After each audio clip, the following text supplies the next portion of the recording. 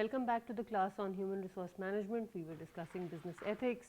Now we will move on to the topic of how these ethics are applicable to the life of a human resource manager.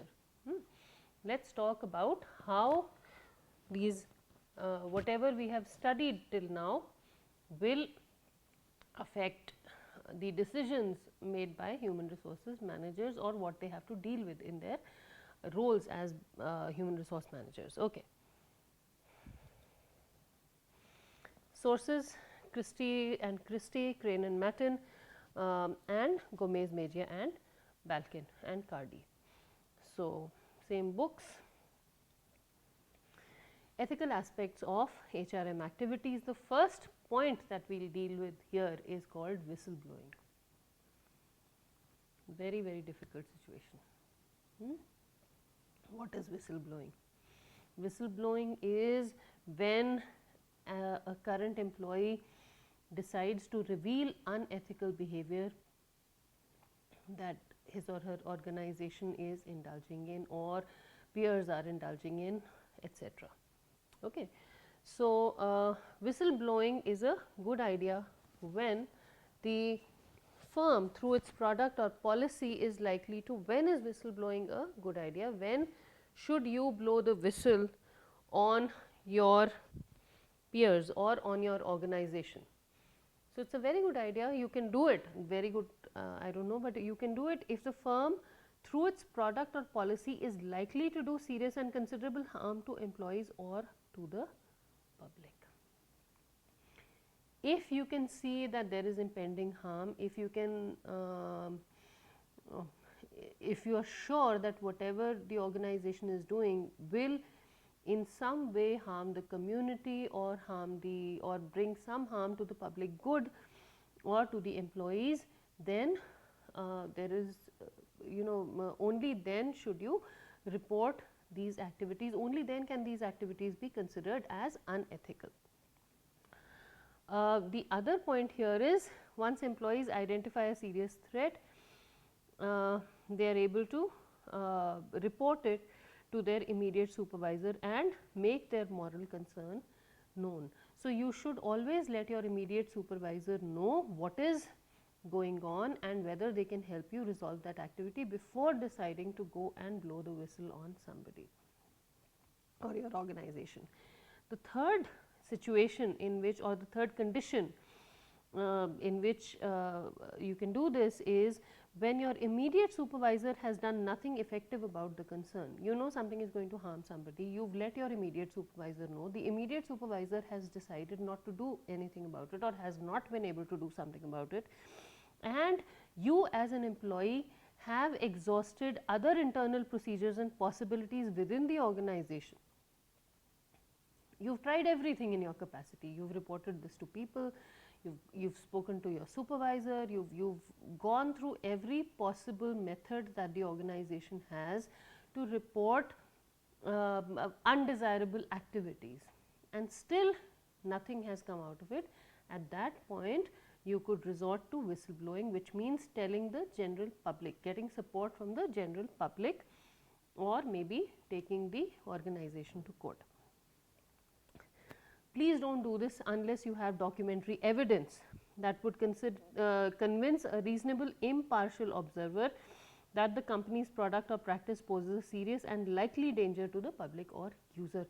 You can't blow the whistle, you should not resort to whistleblowing till you have documentary evidence of the practice or product bringing serious harm to somebody. Just because you feel it is wrong, it may not be considered wrong, and unless you have documentary evidence, you should never say something, because the law does not support casual opinions, the law does not support confirmed observations, the law only supports documentary evidence. So, please be careful. The employee has good reasons to believe that by going public, he or she will ensure that the necessary changes will be brought about. This is not a legal requirement, but it is a practical suggestion. Whistleblowing brings with it a lot of difficulties. If you're willing to face those difficulties, please. But it may not be a very good idea to blow the whistle till you know that something will be done about it. You know about a product or a practice that's not doing, that's not doing well, or something that is going wrong somewhere. You have documentary evidence. Of course, documentary evidence is supporting is likely to get you the results that you need. But if the documentary evidence is strong enough, by all means go ahead with it. But there should be some indication of you winning the battle at some point. I am not trying to discourage whistleblowers. Please do not take it that way. You need to be very strong before you decide to do that. And if you've exhausted all your resources, things have still not gone well, by all means you must stick your neck out, because if you don't, who else will? We all need to be game changers at this point. So, but at the same time one has to be practical, and so please make sure that your tracks are, your argument is rooted in solid logic and hardcore documentary evidence. And then by all means go and fight the battle that you are out there to fight.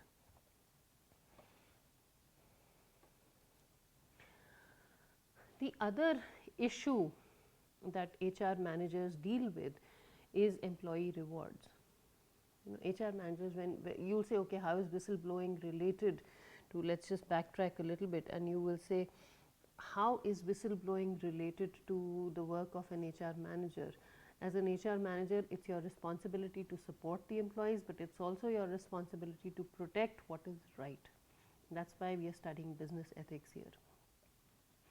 So if the whistleblower has done all this, then again, you could decide whether to support the whistleblower or not in your capacity as an HR manager. The other issue that HR managers constantly deal with is employee rewards. How do you ensure fair and objective systems, or how do you ensure the fairness of designing a benefits package? How do you ensure fairness in dispersing reward systems, rewards to the employees who are performing better than others? So that's a very difficult thing that we all deal with as HR managers. Then fairness and fat cat pay is another thing that we deal with as HR managers. Fat cat pay is nothing but the exorbitant salaries that are given to senior executives these days.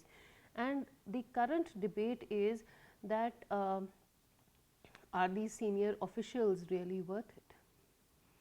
If you do a cost benefit analysis of the contribution these senior people make to the organization vis-a-vis the salaries they get, is there a substantial profit that the organization is making out of their contributions or not? If not, then why should they be paid these heavy salaries? That is a debate that's going on. They call it the fat cat salary or fat cat pay, which means a lot of people feel that senior executives are getting a lot more money than they actually deserve. So, exorbitant amounts of salaries in millions of dollars or crores of rupees, and sometimes it becomes hard for the organization to convince its stakeholders that these people actually need to be paid that much salary, because the tangible and intangible benefits of what they do are actually surpassing whatever they are being paid. So again, the organization has to be very careful as to not get into this controversy, and the organization should ensure fair distribution or fair disbursement of salaries, and fair the decision making should be as fair and transparent as possible. Ethical aspects of some more implications of fairness and reward. What are the implications when we reward employees? The first is transparency. How do you ensure transparency in rewarding people?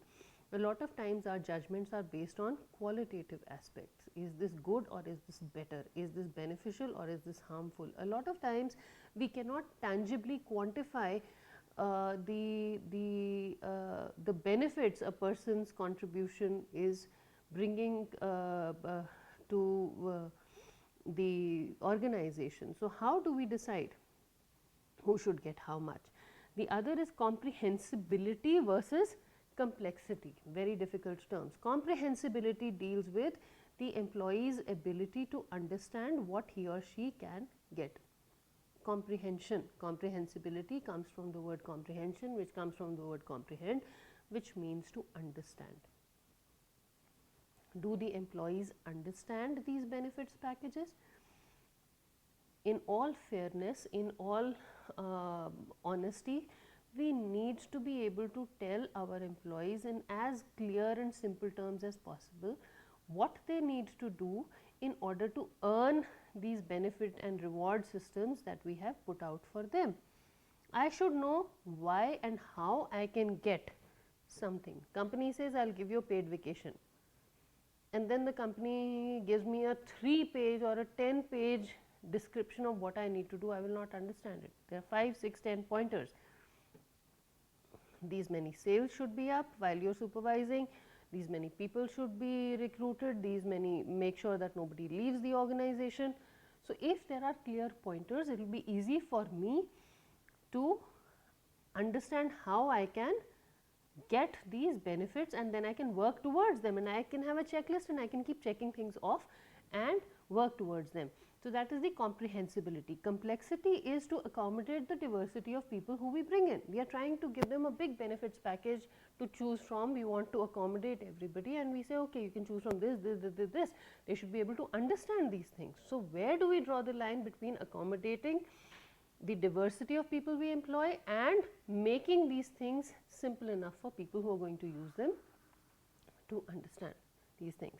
So, that is something that needs to be dealt with. Then equality of opportunity, fairness and justice proposed by John Rawls. I will not get into the details, maybe you can look it up, but then as employees we tend to compare ourselves. I will just give you a brief snapshot. As employees we tend to compare what we get with our peers within the organization, within different departments, within the same department. So, people who are doing the exact same thing that we are doing with our peers within the same organization. So, people who are as trained and as skilled as us, but are doing something different. And then we also tend to compare ourselves with people within the same industry, but outside our organization, and with others who are as skilled and qualified as us, but are working in a different industry outside our organization completely, you know. So, it's a comparison between self and the other, and these comparisons help us decide or feel or understand how fairly we are being treated. You can look up this more on the internet. So, that is how we as employees decide whether we are being given an equal opportunity, not unequal, but an equal opportunity to do whatever we can do. Okay, and we decide whether we are being treated fairly and justly. Equal opportunity shareholder value perspective is, it might be expected that fair and open recruitment, training and common practices will make good sense from a business point of view. Whatever we do will bring profits. Any form of discrimination will eventually pull the organization down. Sooner or later, any discrimination that we indulge in will bring the organization down.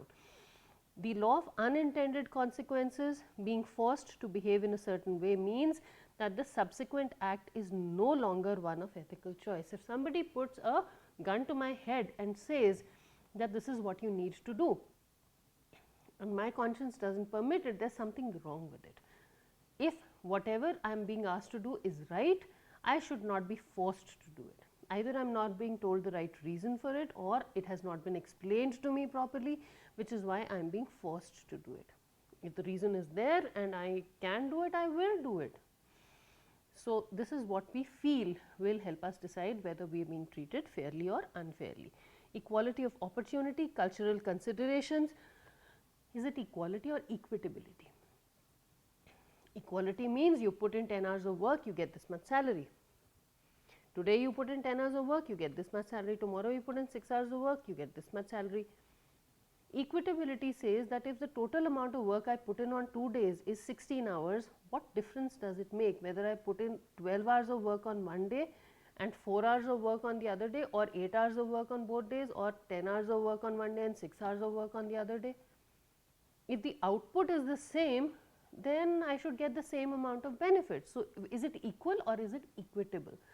I know this is a very poor example, but this is how we decide. So, we do it on a case by case basis. Equitability deals with our ability to look at things from a contextual point of view, what we were talking about in the previous lecture, absolutism versus relativism. Okay. Equality is about absolutism, equitability is about relativism. So, how do we decide? And these things are culturally determined. A Western, or I should not say Western, an organization rooted in individualistic culture coming to operate in a community oriented culture will face this problem, because an organization rooted in an individualistic culture will look at things from the means to an end perspective. Goals are more important. Community oriented cultures tend to look at how things are done so that they do not hurt the people involved. So, we look at the community that is being affected. So, when these two come together, they do not understand that flexible working hours have to be a part of what you give to people. You have to take the family into account, you have to take local holidays into account, you have to take exes, wives, sisters, mothers, aunts, cousins' wedding into account when you are trying to give people time off. You can't say it has to be in your immediate family. These things are important. So, this is how we culturally determine whether something is fair or not. And again, this poses a problem for the HR people who have to take these decisions. Fair employment versus affirmative action. Fair employment refers to any situation in which employment decisions are not affected by illegal discrimination. Affirmative action aims to accomplish the goal of fair employment by urging employers to hire certain groups of people who were discriminated against in the past. Where do we draw the line? Who are we being fair to? Am I being fair to the current pool of candidates, or am I being fair to the community as a whole? When we talk about affirmative action, we are talking about fairness to our social environment from time immemorial. If we've hurt a certain part of the community in the past, this is our chance to make up for it. That is what affirmative action says. Fair employment says, today what do I have in hand? If I have this in hand today, I will deal with it today. I am not responsible for what happened in the past. I am not responsible for what happens in future. Today, based on what I have in hand today, I will make this plus or minus decision. So, that is where this situation comes in, and again this dilemma comes in. Discrimination, very sensitive topic, and I will try to be as objective as possible while dealing with it. Discrimination means making distinctions among people. We differentiate between people. Two types of discrimination that exist. One is disparate treatment, which occurs when an employer treats an employee differently because of his or her protected class status. The other is adverse impact or disparate impact, when the same standard is applied to all employees, but that standard affects the protected class more, or negatively or adversely. So, when we talk about disparate treatment or disparate, I am sorry if I am pronouncing this word disparate treatment, we are essentially saying that I will give I will prefer the employee who belongs to a certain community, or I will not prefer them because they belong to a certain community, or because they are older, or because they are younger, or whatever. When we talk about adverse impact, we are saying I will treat everybody fairly, and in doing so, if it is not my responsibility if a certain group of people do not or end up getting hurt. Now, the differences are clearer here. Disparate treatment refers to direct discrimination. Adverse impact refers to indirect discrimination, where we don't realize or we close our eyes to what the end consequences may be. Okay. Disparate treatment is unequal treatment. Adverse impact refers to the unequal consequences of results. So, the treatment is the same, but the consequences are different because people have different characteristics. Disparate treatment, decision rules with racial, sexual premise or cause. Adverse impact, decision rules with racial, sexual consequences or results.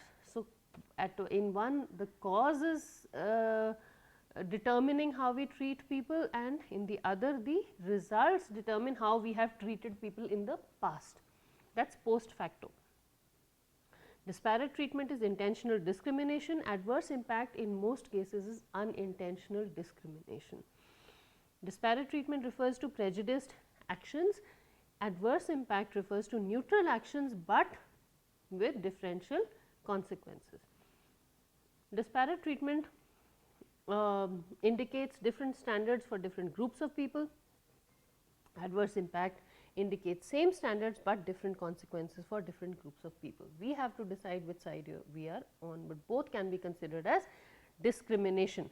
How do we manage discrimination charges if they are brought against our organization? Number one, we must demonstrate job relatedness as the reason for the respective decision, as the reason for the decision we took. I took this decision because whatever I was saying was related to the job that these people were supposed to do. It had nothing to do with their background. If you cannot demonstrate that, then you have intentionally or unintentionally ended up discriminating against certain groups of people. So, one has to be very careful. The other is bona fide occupational qualification. Bona fide occupational qualification refers to a characteristic that must be present in all employees for a particular job. This means that, for example, I have given you the example here. So, when you get the slides, you will see this. For example, faculty in institutes of higher education are required to have a PhD. Now, you may be an excellent teacher, but if you do not have a PhD, you will not be promoted to the next level, or you may not even be taken in. You could be taken in as a lecturer and you just do not progress. It has nothing to do with you, but if you need to guide other PhDs, if you need to contribute, you may be publishing papers, but if you do not have that degree, you just cannot move on. Or perfect eyesight for pilots, you may be mentally very strong, everything may be okay, but as a pilot you are required to see certain distances.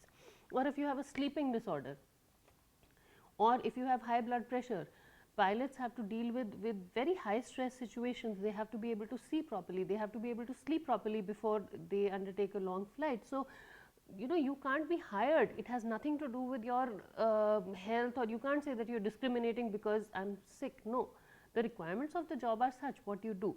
So, you should be able to demonstrate that the particular qualification was required to carry out the work properly. Seniority, the system must be well established and communicated to all employees as far ahead of time as possible. So, if seniority is a criterion for your decision, you can't say that so and so was senior, so at the end minute, it has to be told to people ahead of time. You may also be able to bank on business necessity when the employment practice is necessary for the safe and efficient operation of the organization, and there is an overriding business purpose for the discriminatory practice. So, if you have to take a decision in an emergency and you say so and so was available, I had to call this person because you were not there, and you say I was next in line, does not matter, excuse me, I had to do this. There was an emergency, I needed somebody, so and so was there, even though this person is maybe 10 years junior to you, but the person has the capability, I trained him, and I am sorry you were on leave, but you could not be given that opportunity. But you have to be able to demonstrate that in a very crystal clear, convincing manner. Otherwise, you could be sued for being discriminatory. Reasonable accommodation for differently abled employees is another thing that is required. Employers, again, these are Western or US based mandates, but they are applicable to most countries across the world. So, employers must make reasonable accommodation for the known disabilities of employees. For example, these days even in India, we need to have you know, in in a lot of places need to be wheelchair accessible, for example. We are required to have Indian style toilet seats in on every floor of every building, office building, because that is the way Indians are used to using their toilets. So that kind of thing. So it's not disability. So if you have an Indian seat, you are supposed to. That's a mandatory requirement. But when we talk about disabilities, I mean, you need to have support for the known disabilities of employees. Employers cannot deny a differently abled person employment to avoid providing the reasonable accommodation. You can't say that you know, I don't have too many disabled people in my organization, so I will not make the ground floor wheelchair accessible. Even if one person comes, you must provide the wheelchair accessibility unless it becomes too much. For example, in India, not too many organizations have the ability to provide equipment for paraplegic employees, for example. So that becomes difficult. You can't, you know, unless the employee brings their own equipment, you can make accommodations, but you may not have the money to provide this equipment. No accommodation is required if the individual is not otherwise qualified for the position. Some plans, affirmative action plans. How do we plan for affirmative action? How do we plan for inclusion? Steps: utilization analysis. First step is analysis of what is required. So we carry out this analysis by, we determine the demographic composition of the current workforce by dividing all the jobs in the organization into classifications. Then we determine the percentage of those same protected classes in the available labor market, like I told you, self inside, self outside. So we find out what is being done by the industry, and we find out, and one way of doing it is by using this 8-factor availability analysis. We look at these different 8 factors that have been listed here, that include local population, local employed workers, labor force, qualified workers in the labor market, current employees, graduates of local education and training programs, and participants in training programs sponsored by the employer. We draw a comparative chart and then we decide where we need to balance out certain things. Step 2 is setting goals and timetables. They should take into account the size of underutilization. How many people do we need? How fast the workforce turns over? How many people leave us and come, you know, how many people do we hire on an annual basis or periodically? Whether the workforce is growing or contracting. We may be right sizing our organization, we are just reducing the size. So, and types of actions the employer intends to undertake. Action plans. Once we have decided how many people we need and you know, what is going on, we've set goals and we've set timetables, then we need to design an action plan. We decide exactly what affirmative actions to take. Some suggestions from the US system are: we recruit protected class members. We may end up designing jobs so that the underrepresented workers are more likely to be qualified. We may provide specialized trainings for underprepared applicants. We may give them training, we may give them some additional, you know, we may hold their hand for a certain amount of time so that they are at par with the rest of their peers, and by removing any unnecessary barriers to employment. We could give them more time. For example, in India, when we call for applications for jobs, we know that people from far-flung areas may not be able to make it to the deadline. So, there is a clause that people from the northeastern region of the country, people from Leh, you know, upper reaches of the Himalayas, sometimes people from tribal areas, people from the Andamans and Lakshadweep can take a certain number of days extra to submit their application. So, the deadlines are different so that they have an equal opportunity to see the advertisement, decide, and then we calculate how much extra time will they need to send their application in, and we give them that much time. So, you remove the unnecessary barrier to employment, you give them some, you hold their hand for a little bit more and make sure that, you know, delays in postage and all do not affect their applications. Or we say that your applications must be postmarked by this date. So, the stamp should be the same on the same date, which has to be a working day, and then if it takes 20 days to reach us, it takes 20 days. We will not calculate that time. So, that is another way of doing it. Okay. Challenge, reverse discrimination. In our attempts to avoid discrimination charges, in our attempts to be inclusive, we may end up being unfair to the non-protected classes of workers. Then what do we do? That is a challenge, and that is there is a debate going on. How do you avoid pitfalls in equal employment opportunity? Provide training to underrepresented groups, establish a complaint resolution process. Anytime there is a threat of discrimination, people should know who to go to, and this should be a fair and comfortable and safe process. You should always document your decisions and be honest with your employees about your decisions, especially decisions that can bring potential lawsuits. Ask only for information that you need to know. I had touched upon this when I was talking about recruiting. We do not need to know the marital status of our employees unless we intend to provide them with health benefits for their spouses. We do not need to know the religion of our employees unless we intend to give them religious holidays. So, again, you know, this is personal information. Religion is a personal matter, marriage is a personal matter. Nobody needs to know these details unless it is going to directly affect the work that I do. Why should we want to know? You know, that can unnecessarily make some people uncomfortable. So, if we avoid these things, then people will be more comfortable in our organization. That is all I have for you for today. Please think about these issues, and please feel free to get in touch with me through the forum. If you have any questions or doubts or any ideas on how you can discuss these issues in greater detail in your classrooms or among your peers. Thank you very much.